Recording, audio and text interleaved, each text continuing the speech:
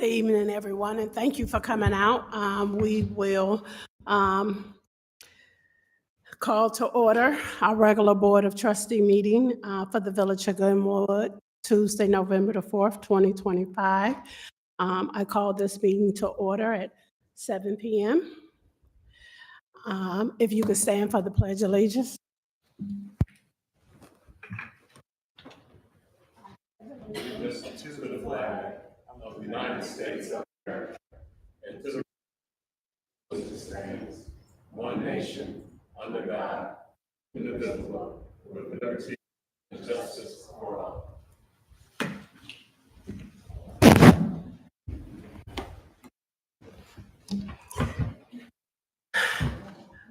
Clerk, call the roll. Trustee Hadnot. Here. Trustee Roll. Trustee Taylor. Present. Trustee Williams. Present.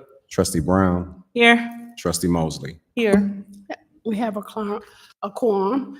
I ask for a motion to approve the regular board meeting minutes of October the 25th.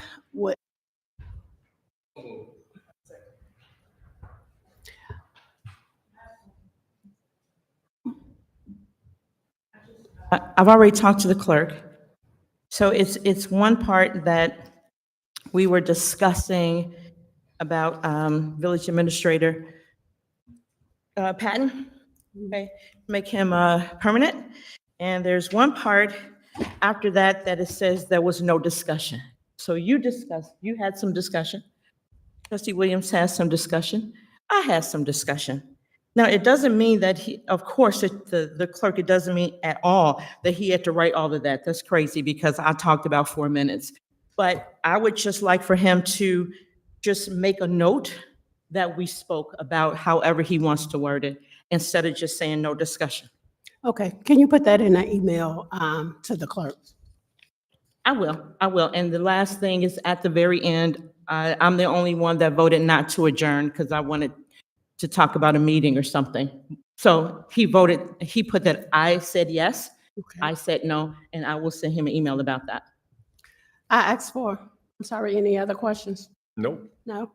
I ask for a motion to approve the regular board meeting minutes of October the 21st with the corrections noted by Trustee. Read that change my initial one Okay. to adjust to fit what we have decided. Okay. Any other questions? Call the roll. Trustee Mosley. Yes. Trustee Brown. Yes. Trustee Williams. Aye. Trustee Taylor. Yes. Trustee Roll. Yes. Trustee Hadnot. Yes. Motion passed. Public comments open, 3 minutes. The clerk will time you for anything that's on the agenda. Okay.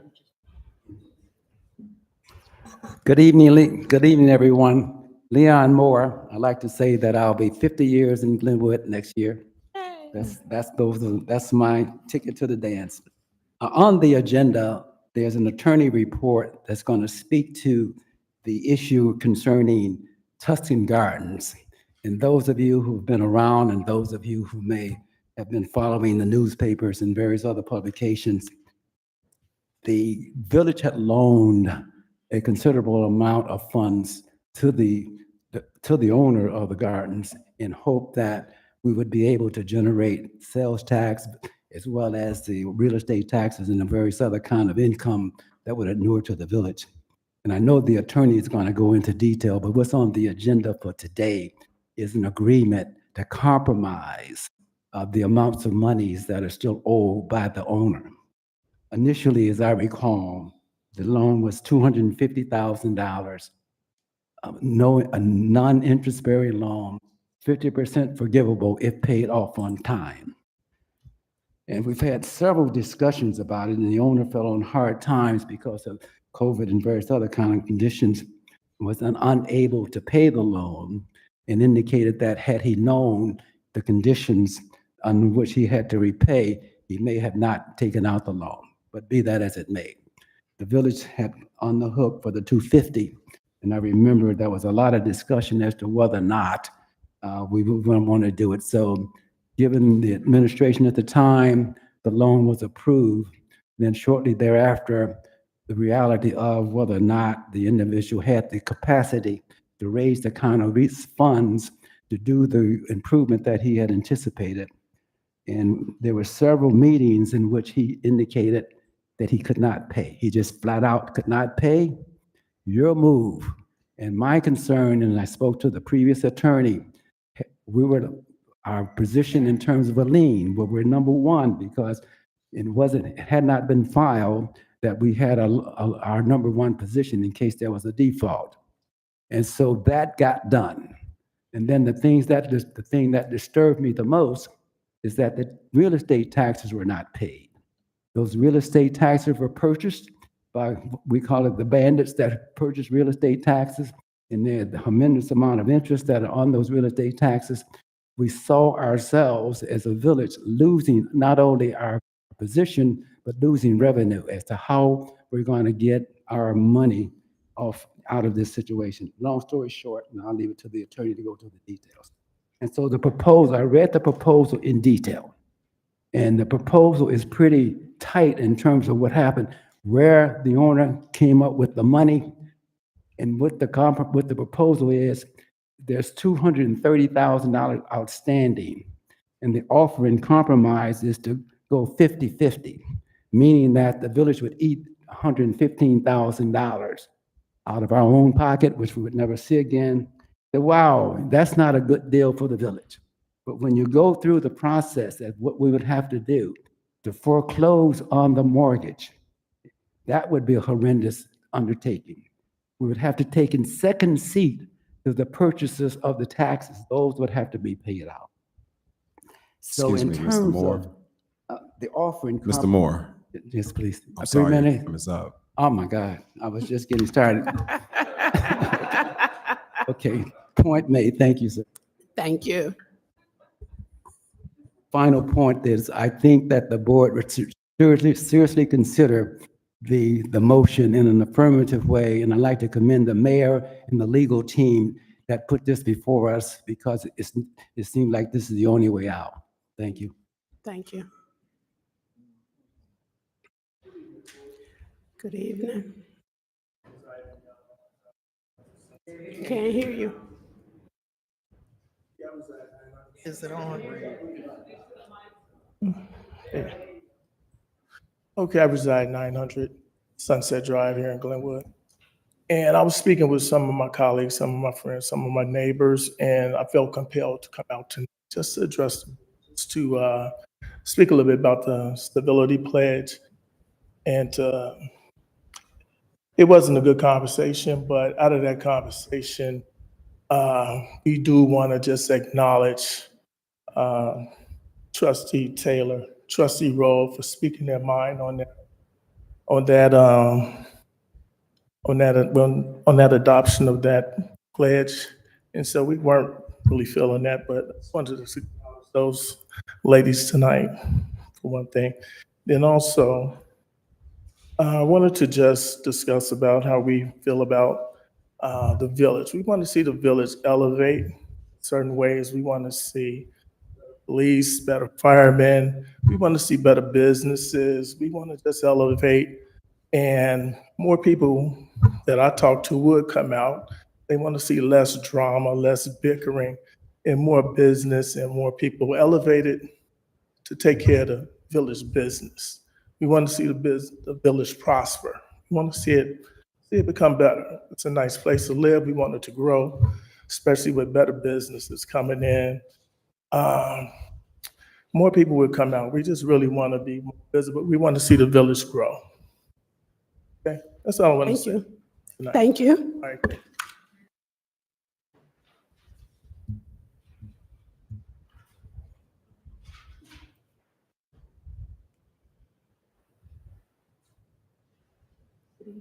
Everybody, my name is Barbara Hallam. I live at 30 Nugent Street. I'm here to complain about Ed Vadodiak. Ed, for whatever his last name is, across the street, 30 Nugent. I have not had heat for 2 months. He refusing to fix the furnace. he told me I couldn't have no one to come in to repair the furnace because he don't want nobody messing with the furnace. So I would like to know if someone can come out to my apartment and citate him or something and figure out why he can't fix the furnace because it's cold in there. It's 65 degrees. If you can reach out to the village administrator, Patton, and him and you can have a conversation around that, and he'll advise you of next steps. Okay, thank you very much. Thank you.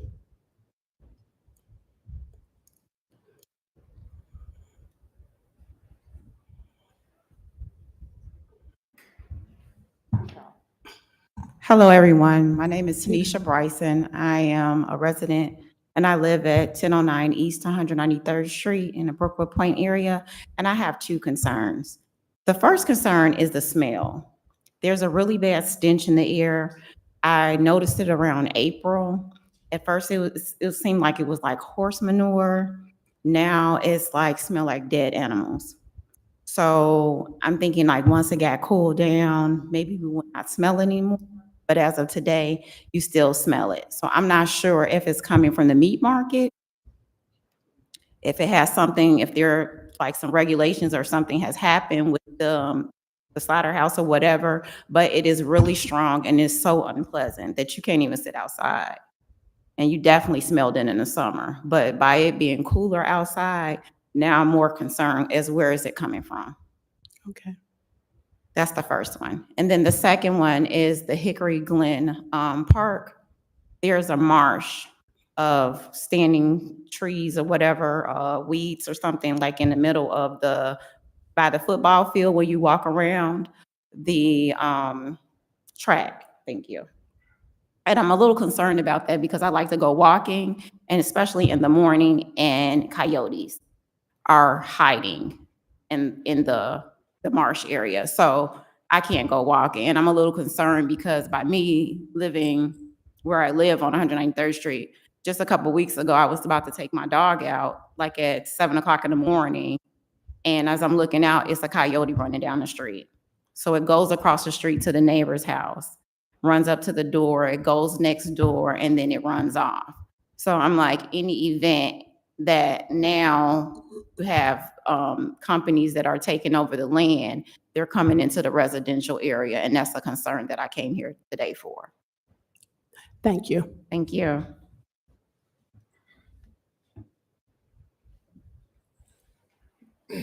Hello, everybody. Hello. I have a concern about the Main Street TIFs. Since 2002, it's been in place, and it's supposed to expire next year. I would like for it to expire. I live on Main Street. My taxes are very high because of the TIFs. And I live on Main Street. It's not fair for what I pay compared to others. I'd like you to take consideration and look into it, please. TIFs of 2002 supposed to expire next year for Main Street TIFs. Thank you. What's his name? What is your name? My name is Don. I live at 149 West Main Street. Thank you. Any other public comments? Good evening, everyone. Good evening. Name is Murdoch at 1102 Wisconsin Street. I'm here to address a situation, and I know that I don't have all the facts and the answers. But at my church, when my pastor is about to quote something from the Bible, he always says, and the Bible says, get all excited about that. And when he's done, we all get ready because we know something important is about to be said. So with that same spirit tonight, the Bible says the thief comes but to steal, kill, and destroy. And it also says you have not because you ask not. My purpose here tonight is simply, I'm asking because the Bible says we don't have because we haven't asked. So I'm asking now, on behalf of this community, you have to feel like, are we worthy of feeling that we're safe in our homes? free to walk through our neighborhoods without having to look over our shoulders? I think we are. But how can we feel safe when we keep losing police officers at the drop of a hat? And are we really that comfortable knowing that the thief still comes to kill and destroy right here in Glenwood? Then let's ask the real question: what can we do about it? Here's what I propose. Hear me out. Let's consider hiring part-time police officers from other departments, those with at least 5 years of experience, and allow them to make a lateral move to join our department. Now, I understand the union requires that an officer has to have at least 2 years to be a full-time department, had to work in a full-time department to qualify for a lateral move, but that's fine. But it's not working fast enough for us. Think about it like this. A person who doesn't graduate from high school is given a chance to study. They can then take the test and earn a GED, which is equivalent to a high school diploma. Amazing. So why shouldn't we have 5 years of a part-time police officer serve as being a higher equivalent to 2 years on a full-time police department, especially if it's going to help us fill the position we so desperately need? If we could make that change, just maybe, it might help us strengthen our police department, and maybe, just maybe, our community could begin to feel safe again. So I ask you, do we compromise our safety because of a rule? Because rules are made by people, and people can change them when the need is great enough. So let's not fool ourselves into believing that crime won't exist here just because we live in Glenwood. We've seen it already at Chug-a-Lug and at the gas stations and the carjackings, and then the fear our women and children fear in their own homes. I could go on, but my 3 minutes are nearly up. So Chief Petticourt, Mayor Hart, members, remember what the Bible says. You have not because you ask not. And we, the community, are asking. You, trustee, you, trustee, you, trustee, and even you, Mayor, attorney, we want you involved too. Brother Williams, I love you, bro. You, Miss Brown, especially. And then I got Miss Mosley. I hope I got it. Do I have the community? Can we try and change that rule? Because what's more important, let's not have enough police on the street because the union says so, or protecting our safety and our family. We gotta realize what's more important. Thank you, Chief, for listening. Thank you. Remember, the Bible says.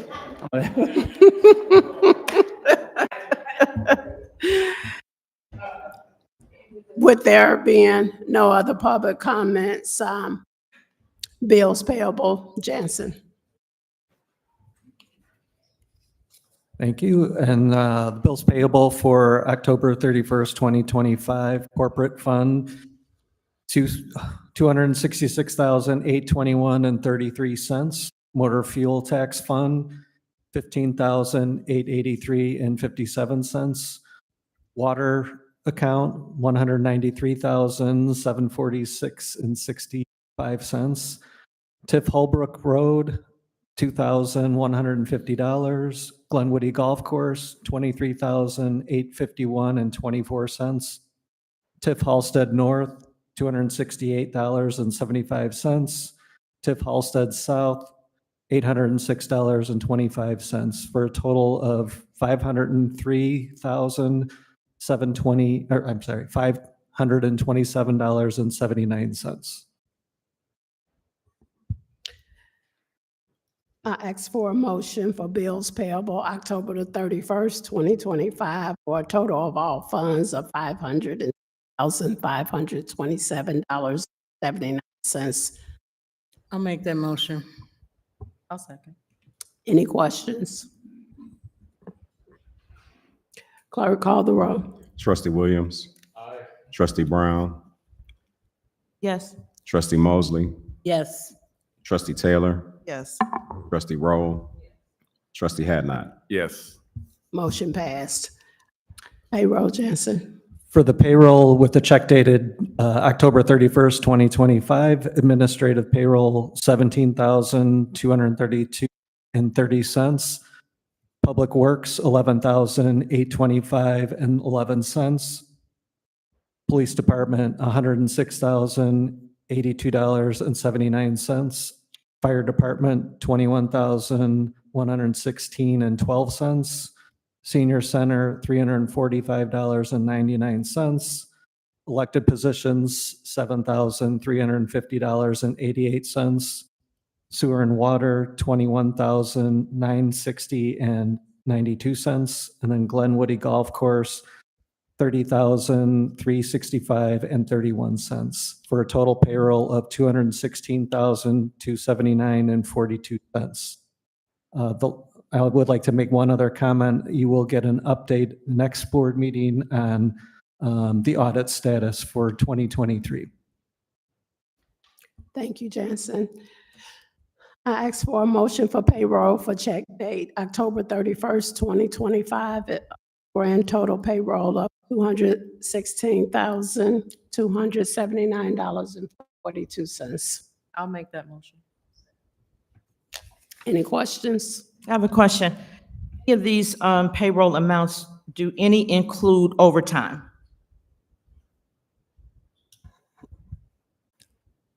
Yes, they do. Which ones?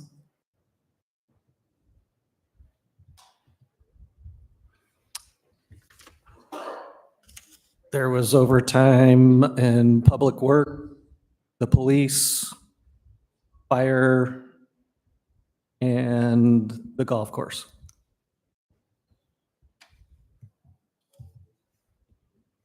Will we ever see a breakdown of the overtime? Trustee Brown, in the commission of working, if you have a call off or public work, you have a water main break, when staff is called in, that creates overtime. I think the initial purpose of why the overtime was on there, that was contractual overtime that the village was paying for reimbursement.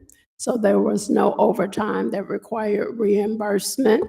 That would be, if you wanted to see the overtime for each one, that would require, Like not for each officer or each employee, but a lump sum of that. you break it out by the employee that's that particular overtime. But I can get with Jensen to see if we could put something out. Thank you. Mhm. May I ask a question? Any other questions? Yes, I have a question.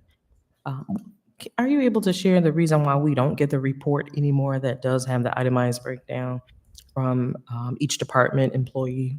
Because that report we used to receive, which Is was this the report you're talking about? not that one. This not one had the sure what employee other name, job title, and it showed, That report stopped prior to me taking this seat, but the reason that that report, first, the report was inaccurate. Second, it had confidential information on it. So that's the reason why I did not continue with that past practice, because of confidentiality and that the information was just incorrect.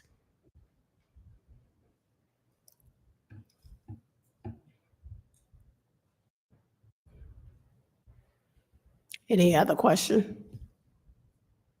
Just something real quick. And this may be just rhetorical question, okay? We've had that report for a long time.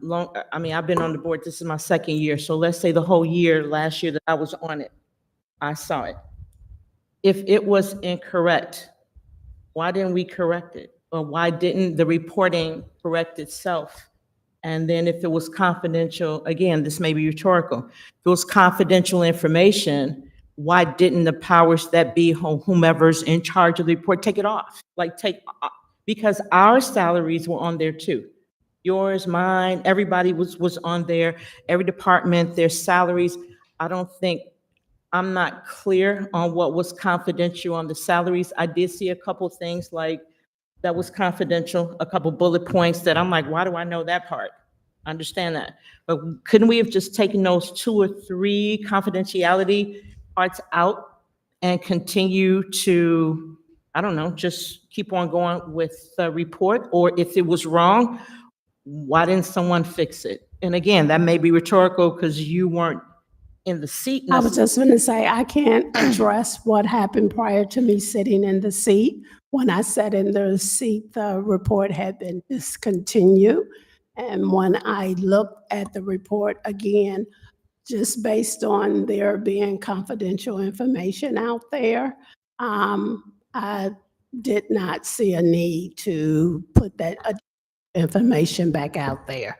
So I cannot address why it was not corrected. I cannot address why confidential information was out in the public related to employees, nor can I speak to what was the rationale behind that and behind that information in the first place. Last question. Did you ever, as the treasurer, let the mayor and, let's say, former village administrator know that, hey, listen, this shouldn't be on here? And that's it. Absolutely.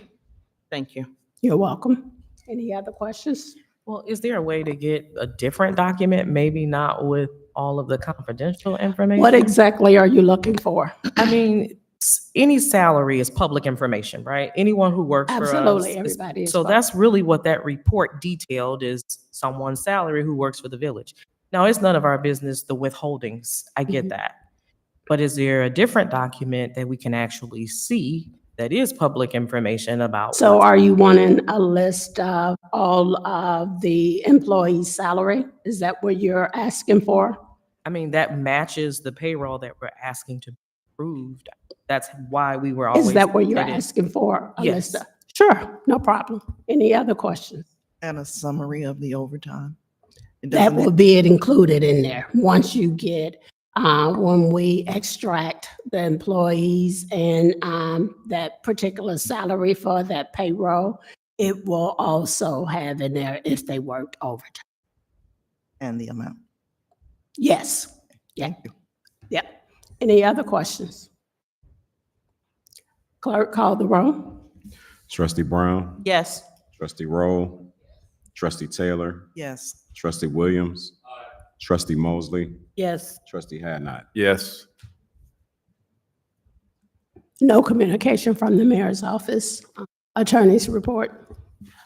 Thank you, Madam Mayor, for the attorney's report. The first item is a request for the approval of resolution number 2025-15, approving a settlement agreement between the Village of Glenwood, Cook County, Illinois, and Opelika Enterprises 2 Corp. Regarding the Cook County Circuit Court case number 2025 CH 03229. This is in regards to the Tuscan Gardens property and the developer there. As the village board is aware. Yes, I apologize.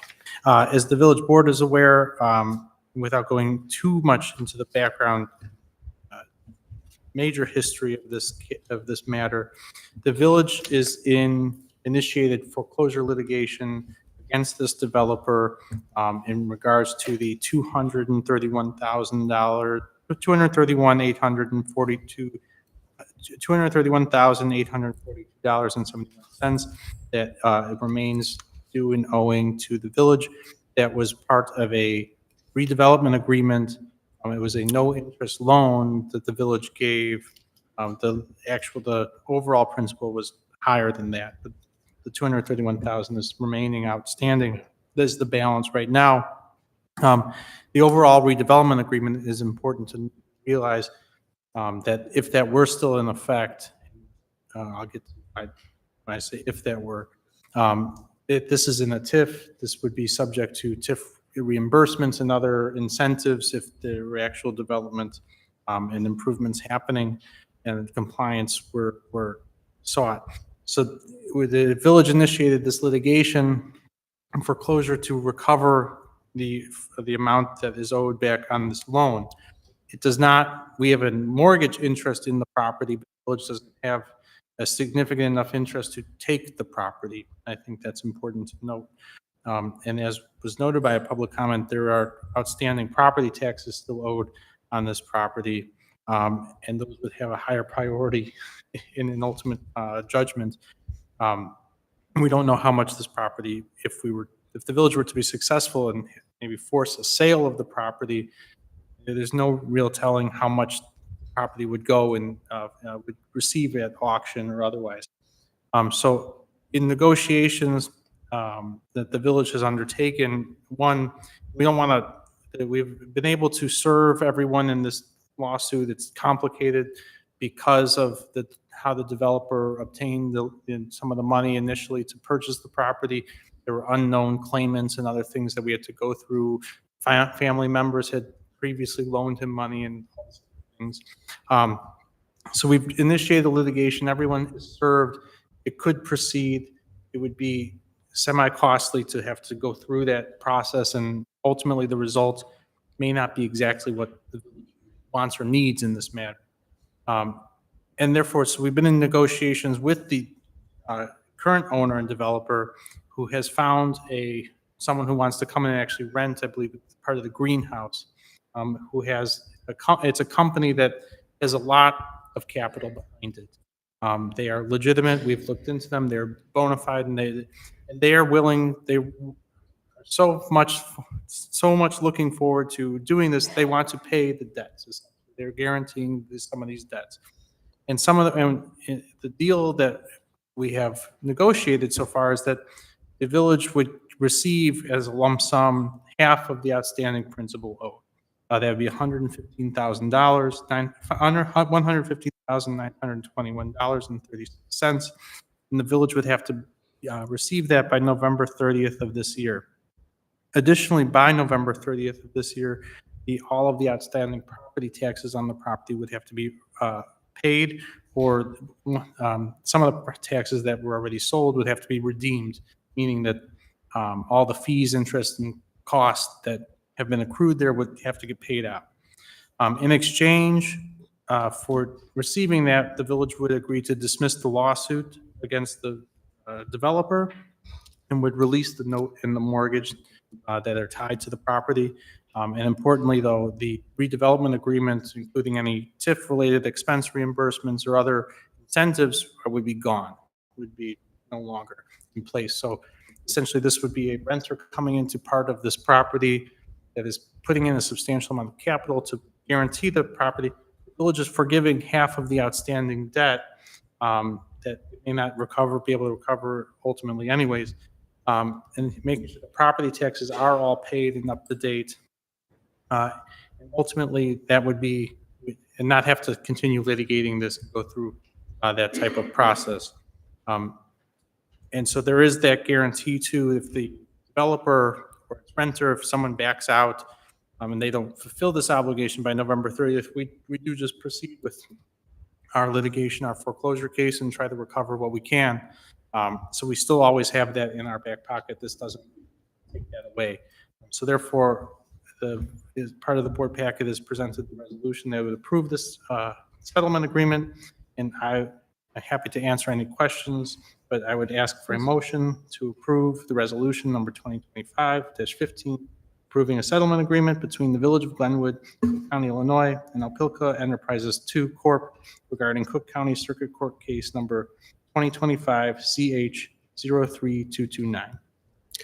So we have on the floor asked for approval of the resolution number 2025-015. I'll make that motion. I'll second. Any questions? A little quick summary I'd like to contribute to the conversation. So what can we learn from this poorly done agreement? Number one, I would have suggested, I think I did suggest, I was on the board when this happened, is that we have a performance bond on every transaction. That way, if he can't fulfill his obligations, the bond would pay us.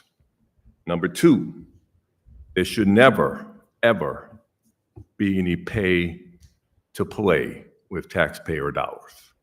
Mr. Opelka made a campaign donation in October of 2020, right at the time when this was going on.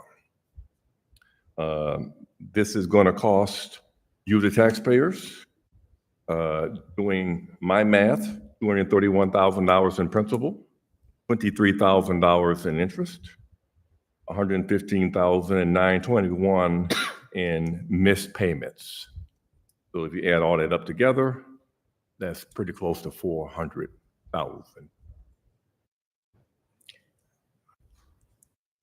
That was a statement. Any other questions? Well, we're the Question. taxpayer too. So when you say you, it's us. It's all of us. I'm just. 100%. I feel it too. Any other questions? I have a question.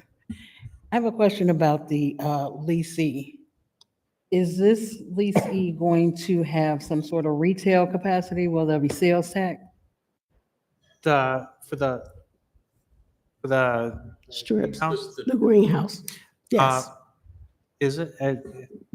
I guess the village He's going administrator. to sell strip. I would defer. It's, the lessee will be using the greenhouse to grow, what it's referred to as medical grade lettuce, essentially. Yes. And so this is, as Attorney Seckler said, when we first had this conversation, we had to do our homework on that too. But under the current federal administration, there is a huge emphasis placed on natural and holistic remedies and cures and medication. One of the things that goes into this is high nutrient produce that has to be grown in a certain environment. And there are tons and tons and tons of federal dollars available right now to companies that can produce this kind of produce. Individual that has come forward already has an established company with federal contracts with farms throughout the state. But part of their guarantee to get the federal contracts is they have to guarantee a certain, forget if it's 60 or 90-day supply for each of their patients of this produce. And so if a fire hits their farm or a tornado goes through their farm downstate, they have to be able to replicate that, have that produce available. And so that's why they're looking to expand here. They found this space to be very enticing because of their ability to grow at scale. All of that is a very long way to say, I don't think there will be a direct sales tax because it's not going to be a place that you can walk into off of the street. This is more of a manufacturer that will go and be shipped out to a third party. But that gives a little bit more of an explanation on where the money is coming from and how we feel pretty confident that it's there based on the research we've done into. But in terms of point of sale or otherwise, we would look at we would point of sale or collection of other sales tax. We would look into once they've submitted for business license and gotten all that set up to make sure that there are any sales taxes or other taxes that the village can collect. We're going to get that. Okay, I have a question. So Tuscan Garden won't be as we know it now. No. It would be this organic food-based plant. Tuscan Gardens will still continue to exist. In my conversations with the owner, he still plans on operating Tuscan Garden, the restaurant. He is just bringing in additional investment into his property to help get him out of this hole that he's in. So we're going to have a bar with liquor, and in the back, we're going to have organic plants? And that's what it sounds like to me. I'm just asking. I just want some clarification because that sounds weird to me.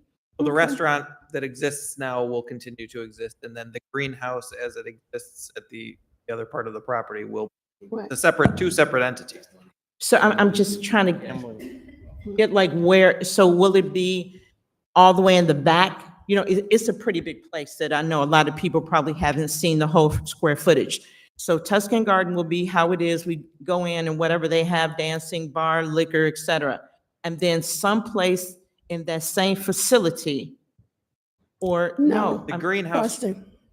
If you remember the Busy Bee and that section there where the plants part, that section right there, that would be the garden part there. So it will not be in the inside of whatever, so on that side. So you would have to go to Tuscan Gardens. I right, really or look at drive I back. remember the greenhouse part, Right, but for so it will some, I don't be- even see that. when It I- would be right there where the greenhouse is at. It would not be in the inside. Any other questions? I do. I have one question. Mhm. And if you like, you can get back to me with this information. So I was not on this board in 2020. So what is the amount of the original RDA agreement between the village and Tuscan Garden? I guess I just want to have the clear understanding of that. If I'm not mistaken, but to make sure, I think that the original was $400,000, but he only took Yeah, it took about 250. like 250. So, Yeah, I believe he could draw on it right. initially, and so he only took the 250. 50, or so. yeah. So And he then- only took 250. And then we're gonna vote to discuss the settlement for the 131,000. Well, the fact of the matter is that was not going to get anything, right? Right. That it is clear, as I believe Resident Mr. Moore stated, that we hadn't. So the deal that was in place that he couldn't. So, and partnering with an investor to be able to put it back on the tax roll, that what we agreed was that because it's the investor and not the owner that he's attempting to bail out, that we would settle for half. Okay. And to have all the property taxes paid by November the 30th, to put it back on the tax roll, and we will have received some of our funds back on that zero interest loan. Okay, yeah, I don't see anything wrong with that. I'm just asking just for clarity. Okay. I think it's good that any business that we have here in Glenwood, that we at least try to retain, to keep a business here, keep the tax rolls going, and keep from having a vacant place. So that was just my question. Thank you. Okay. Any other questions? Clerk, call the roll. Trustee Rowe, Yes. Trustee Hadnot. Yes. Trustee Williams. Trustee Mosley, Yes. Trustee Taylor, Yes. Trustee Brown. Yes. Motion passed. Additionally, as part of the attorney report, I was asked to give a status update. We just talked about Tuscan Gardens. And if there's any other questions regarding that, I'm happy to answer them. Regarding the Halsted Plaza or the Plaza of Glenwood, just to inform the board and the trustees, we have been in talks and had been in negotiations with the developer owners, the Citrix Group, regarding the status of the plaza and the lack of progress being seen there in terms of the development and what had been promised and what's continued to be promised. We had issued a demand letter regarding some of the basic points that had to be dealt with in a certain amount of time. That developer has failed to meet those benchmarks, and instead they want to continue to discuss it. Instead, so the village has sent a final demand letter saying, basically, this property has to come into compliance now, or you have to take, or they have to take some sort of other drastic measure, or the village is going to be forced to take its own action and use all legal methods to force their hands, whether through code enforcement and then through there's a sizable debt owed to the village, and on that one too, we could initiate some foreclosure proceedings as well. I have a question for you, attorney. I thought, obviously I'm wrong, that we had already sent Glenwood Oaks a demand letter. Are you saying that we didn't and now we're sending a demand letter to them? So this one's, Glenwood Oaks is separate. This one's Plaza of Glenwood or Halsted Plaza. Okay. Yeah. Glenwood Oaks, we have sent them a demand letter. I thought so. We're waiting for their compliance and response. How long are we waiting on their response? They've been responding for a long time. Or suppose they've been responding since they haven't been. Previously, they didn't have a demand. Yeah, This is the first one. yeah. Yes. Glenwood Oaks, they have their first letter. Hopefully we can make progress with them quickly. With the Plaza of Glenwood on the Halsted Street Plaza, that one, frustrating to say the least, of course. So that's where we're kind of at the end of our line. Yeah, I think it's just important to note that we're not letting these developers, we want to do business here. We want to, but when you come and especially you have a deal with the village, you have to play by the rules and live up to your agreement. The village will live up to it. And we're going to be a little aggressive in enforcing some of those agreements because it is public funds that they got and they're received and they made promises, and, lack of development, lack of progress, I think, speaks for itself. So we're not going to allow that to happen. Thank you. I'm happy to answer any questions, but that would be the end of my report. Thank you. Village Administrator. Thank you. At the last meeting, I briefly mentioned to the public that given what's going on in the federal government and the climate that we exist in right now and the uncertainty about SNAP benefits and other benefits that may be available, I would come back to this meeting and report on some of the resources that are available within the community and within the greater community. And so we've spent some time doing some research, and for those residents that are in need and are not aware, there are 2 food pantries within the village of Glenwood. There's one down the street at 107 East Main, operated by the Nellie Preether Foundation. It is open from 11:30 to 2 Tuesdays and Thursdays. And then Living Springs Church also operates a food pantry. I'm still trying to get information about that, but as soon as I have the times, Monday through Friday hours? Okay. We'll confirm that and get it posted on the Facebook page and get it out there as well. But thank you, Trustee Williams. In addition to that, Bloom Township operates a food pantry Mondays from 3 to 7 and Wednesdays to 2. That's just down the street, 425 South Halsted in Chicago Heights. Additionally, for those looking for other types of resources and assistance, Bloom Township, we have just found out, does offer a substantial water bill assistance program. And they actually came and spoke to us about this a week or so ago and told us that the Village of Glenwood not historically taken advantage of this program. But if you are facing disconnection on your water bill here in the Village of Glenwood, you can bring that disconnection notice, that blue notice, to Bloom Township. They will pay a portion of the bill, but more importantly, they will work with us to make sure your water doesn't get shut off. They will guarantee that portion that they're going to pay stop disconnection proceedings against you. And so that's a very important program. The turnaround time is very quick on it. We worked with them last week in this very instance to help a resident who was facing disconnection. They came in within 2 hours of me having the first conversation with the township, and we got money moving and a guarantee from the township to help keep that resident water on.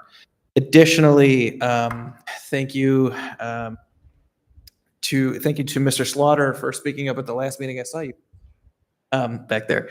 About CETA resources, we are working with a representative from CETA to get on the agenda for the mayor's coffee with the mayor in December. We are hopefully going to have a representative out here from CETA to give a presentation at one of those Saturday coffee with the mayors in December to provide information again about additional resources that CETA provides with utility billing and assistance and things like that. And so as we get more of this information, we'll post it on the website. We'll post it on the Facebook page. We'll have flyers here in Village Hall. All of this to say we're trying to find every resource that we can and make sure that the residents are aware of all of the resources that are available out there. Not just given this current climate that we're in, but also heading into the holidays, the winter, and everything like that, where people traditionally struggle a little bit more. Additionally, I have been asked to kind of go back a couple meetings and explain the abandoned property acquisition program that the village board adopted 2 or 3 meetings ago. So what this program does is it allows investors or people that have the income to do the ability, the financial wherewithal to do so, to come in and take vacant properties within the village rehab them, get them back on the tax roll. And so the way that the program works is if you identify a vacant residential or commercial property, there's an application process. You can come to my office or shoot me an email or give me a call. We'll send you the application. We'll take a look to make sure that that property meets one of two other criteria that's necessary. So the property has to be vacant. It also either has to be 2 years tax delinquent or 2 years delinquent on their water bill. As long as it meets one of those two delinquencies, it qualifies under this program. If you find a property that qualifies, you'll be required to put up an escrow amount for residential properties. It's $10,000. That money will be used for the village to initiate legal proceedings to take title to that property. Once we've received title to that property, the investor will have a certain time frame, likely 6 months, given the state of the property, to bring the property into compliance with all of the village's codes and obtain a certificate of occupancy. At that time, if they've met all of their benchmarks, the property will be deeded to that investor, and any money left over in that initial escrow will be refunded to the investor. And so it's a great opportunity for those to come in, help rehab properties, make either build a home for themselves, build an investment property, get a property back on the tax rolls, but from the village's perspective, get people back in these vacant properties and get them back up to code. So if there are more questions about that, we have the application available in my office. I'm happy to email it to anybody that's interested. We've had a number of good inquiries so far. To clarify, the village does not maintain a list. We don't have the staff to ride around the village every day and identify new vacant properties and things like that. So if you identify a property that's vacant, you can call and we'll check the water status or the tax status for you. That takes us 3 minutes. And we'll let you know whether a property is eligible or not. But please don't call and ask for the list because it doesn't exist. The fire chief and I joke about this every day.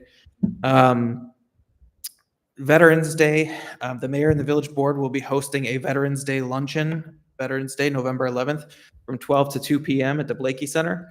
Lunch will be provided. There will be guest speakers to speak to veterans about resources that are available to veterans.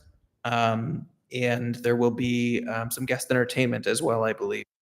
At the last meeting, I let the village board know that we had just received notice of a $2,500 grant, but at the time I was not able to share a lot of other details about it because it wasn't public.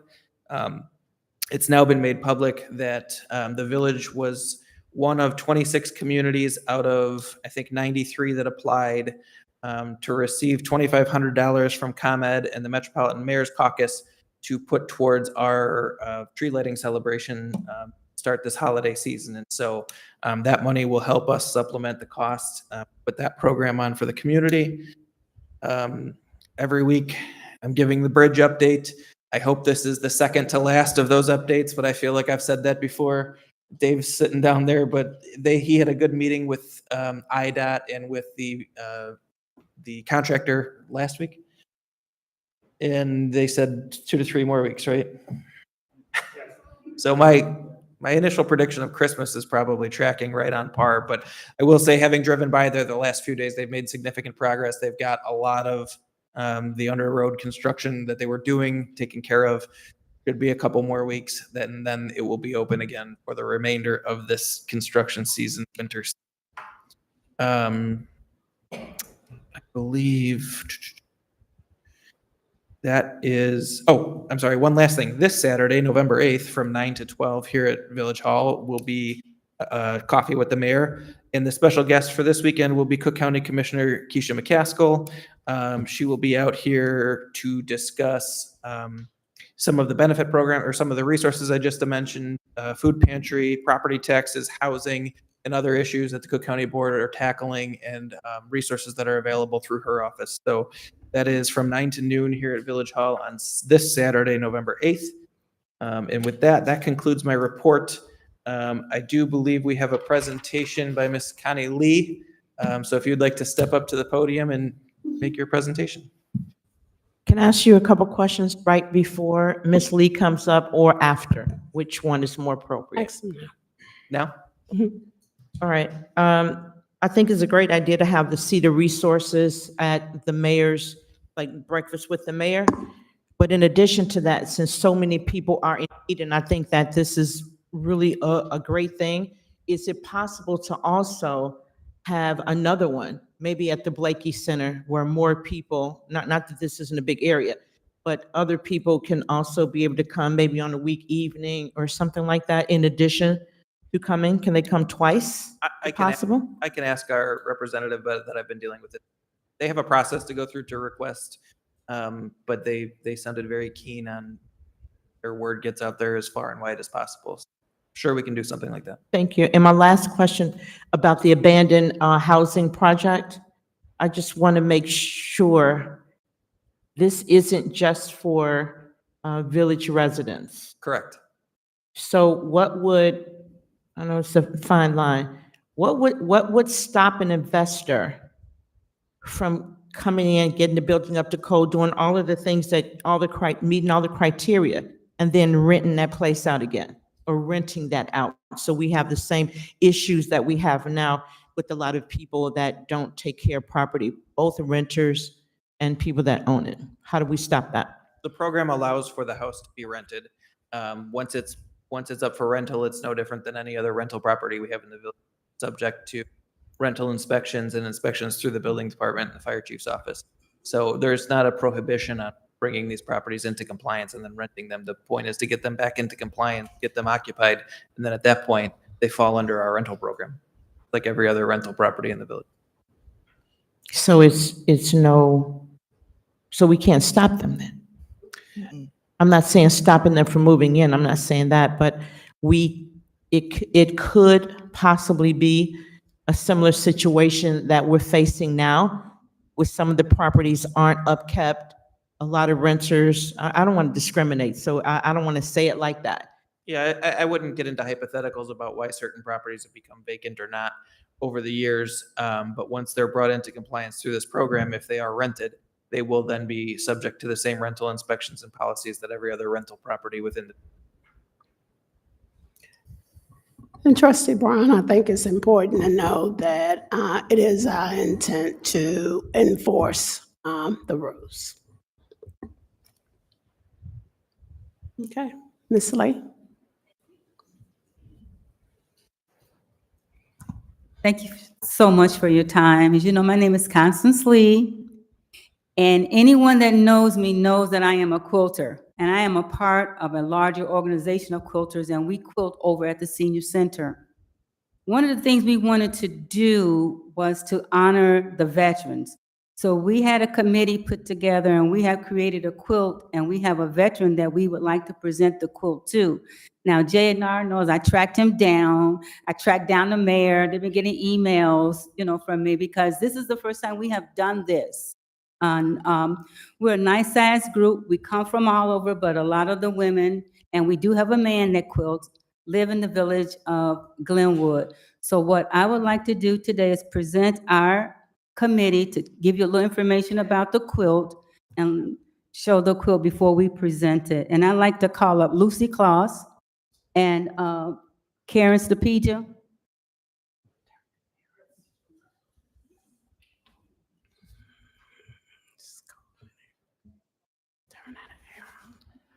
I'm Lucy Claus, and I am the president of Quilters Plus. Wow. And I want to thank the mayor and the board for allowing us this time to make a presentation to one of our local veterans. I want to explain a little bit about this quilt. Many hands have gone into making it, and the pattern of the quilt is called string quilts. And the title of the pattern comes from people years ago when we didn't have quilting shops, and people gathered together and gathered strips of quilts and material. So we asked our members to bring us red, white, and blue strips. We cut them, made them into little blocks. There were 16 blocks in each large blocks. All the blocks were sewn together. Once the top was made, borders were put on it. And then the quilt was ready to assemble. This quilt's made like a sandwich. It has a top, a middle, and a bottom. The middle is called batting, and the back is called backing. And it goes to a long arm quilter. And the long arm quilter quilts all 3 layers together. It comes back to our group, and a binding is put on it. And as late as last night, the label was put on. Many hands went into this quilt. We are privileged to present this quilt to a local veteran. On behalf of Quilters Plus, it is our privilege, and it's a small token of our appreciation for the veteran that served our country. We are honoring tonight Arthur Pinta from the Glenwood Forest area.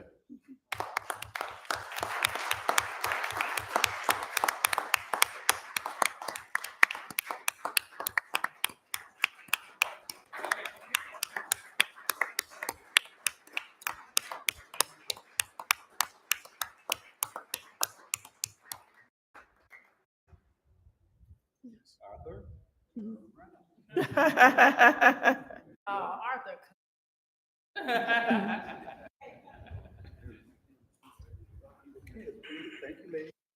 Yes, yes.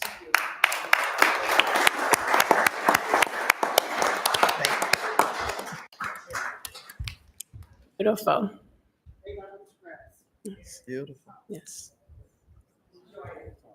Mhm.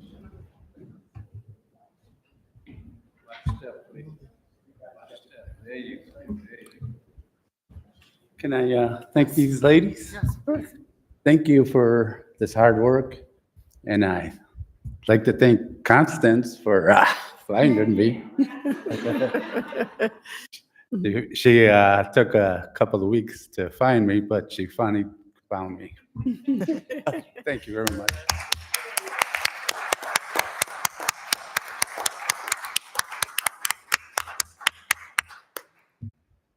Okay, new business. I got a little new bit. The 1.4 acres on West Main Street.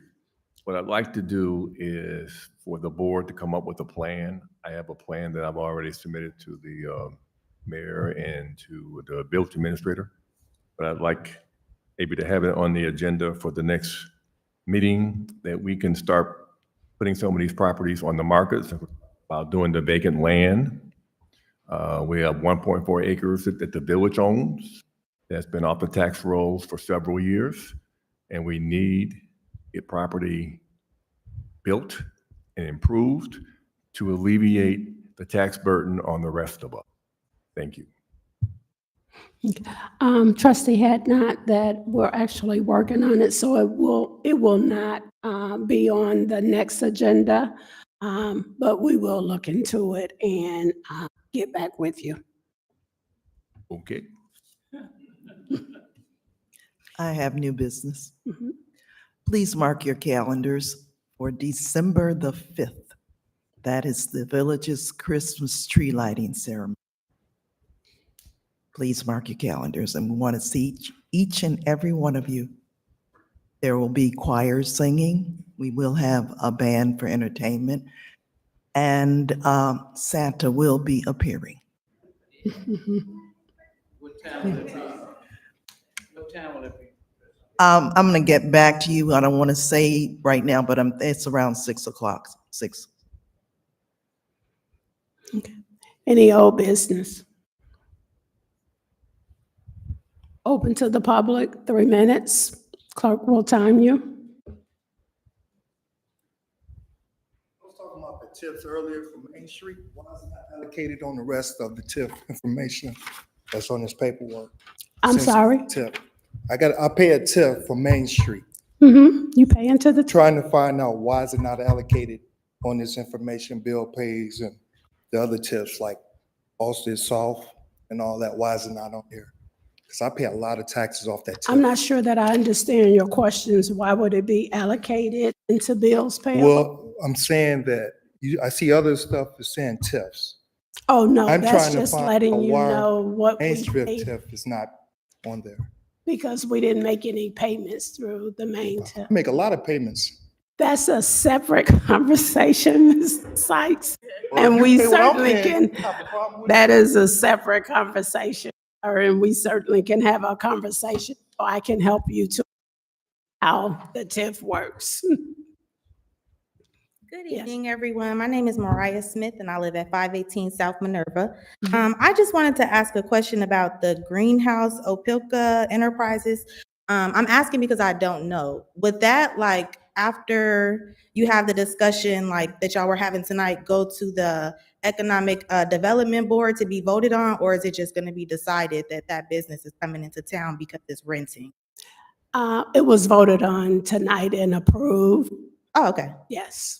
By the Economic Development Board? No, it was approved by the Board of Directors City. Okay, all right. Thank you. You're welcome. I have one more question. Do I still have time? Okay, for the commercial escrow price for the AP program, I heard him say that the residential was 10,000. Do you have the number for the commercial properties? It varies from property to property, depending on the size of the property and the attorney's estimate on what the legal costs will be. The commercial one will vary depending on the property. It'll on those vary. factors. Okay. Yep. Thank y'all. You're welcome. Any other? Okay. Don't you get up here. No. You had your 3 minutes. I know I didn't ask for a response to the information that I brought to the table, Mhm. but I would like, at the next board meeting, if at all possible, if we can once again identify, especially if we have a crowd like we have this evening, identify with Chief Petticourt, if he can indicate to us how many police officers that we do have currently, how many that are actually required to be in position, about the part-time police officer, and what can we do to change that particular ruling so that we can be accommodated with having some kind of representation with the police department. I would like a response to that. Thank you. Okay, thank you. Hi, my name is Sherry Brown.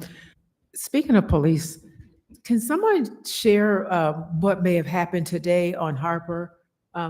So there was just a lot of police activity. I didn't see any Glenwood police cars, but I didn't get that close. But of the 20 cops that I saw flying down Dante when I was taking my dog for a drive, there was a lot. You know, I saw Thornton Police, I saw Lansing Police, and I saw the sheriff's office. Can somebody tell? Cook County, yeah, Cook County Sheriff, because those would have been. Oh.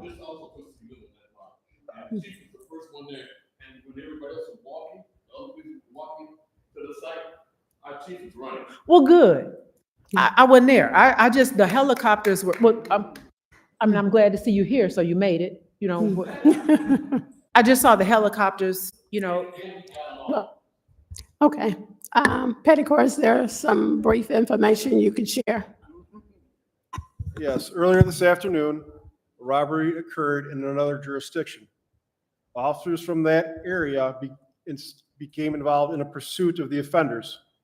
The pursuit traveled towards Glenwood. It was assisted by numerous other agencies, including the police helicopter.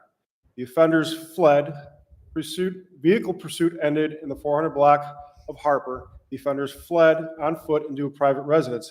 We quickly surrounded the residence and captured the 4 offenders. They are all at large and turned over to the originating agency. The investigation may or may not still be going on there now, but I'm sure it's still going on where this occurred at. But there is no continued threat to the village of Glenwood. The offenders were apprehended very quickly once they exited their vehicles and were caught. So that's the matter. The information was put out on, I don't know if you have Ring or subscribe to our TIP 411 system. If not, get with me, and you should do that. We put out messages indicating so. Okay. Yep. Yeah, I recommend anybody that's not on that, sign up for the Glenwood Police Department TIP 411. It's a free app in your smartphone, whether your Android or iPhone app store. Just search for Citizen Observer Glenwood. Look for this patch. It's a free app where we exchange messages back and forth. You can also submit tips anonymously to us regarding anything. We also put out things like road closures or if there's a train stuck on the tracks. It's a really good tip app to have, and it's free again. TIP 411 or yes, TIP. You can find it if you Google or if you search Citizen Observer Glenwood, it should come up. Thank you, Chief Petticourt. Okay. With no other public comments, I ask for a motion to adjourn. I'll make that motion. I'll second it. Clerk, call the roll. Trustee Mosley, Yes. Trustee Brown, Yes. Trustee Williams, Trustee Taylor, Trustee Roll, Trustee Hadnot. Yes. Okay, meeting's adjourned. Thank everyone for coming out tonight, and be careful getting home.